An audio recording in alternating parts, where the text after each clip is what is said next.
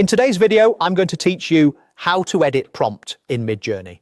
By the end, you'll know exactly where to find the editor and how to use the most important tools to refine your results with confidence. To start, open Midjourney in your browser and sign in as usual. On the Explore or Jobs page, locate the image that came from the prompt you want to refine. Click that prompt or its thumbnail to open the job details. This brings up a larger view of your image, and on the right side, you'll see options related to that job. Look to the right panel and click Edit. This opens Midjourney's editor where you can fine-tune results. Think of this space as a controlled sandbox. It keeps your original safe while you experiment so you can compare versions without losing earlier work. Inside the editor, click Upscale when you want more resolution and finer texture. Upscaling is great for prints or close-up crops, but remember it increases file size. If you're sharing on the web, preview first to make sure the extra detail is worth it. Next, click Aspect Ratio to reshape the canvas.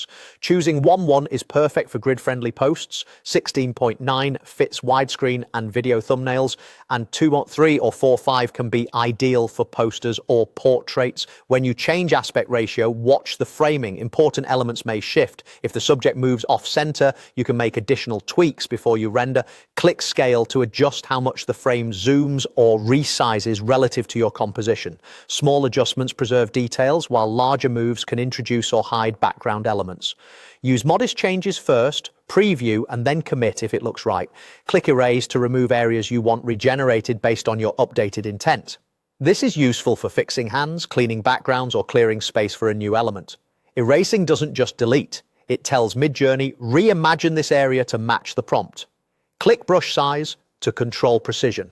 A small brush is best for edges, facial details, or text fixes. A larger brush works for skies, walls, or big background patches. If you're unsure, start smaller. You can always widen the brush if it's taking too long. Finally, click Editor Actions to preview, confirm, or roll back changes.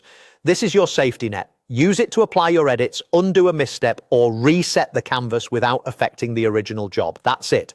Open the job, enter Edit, then refine with Upscale, Aspect Ratio, Scale, Erase, Brush Size, and finish in Editor Actions to lock it in.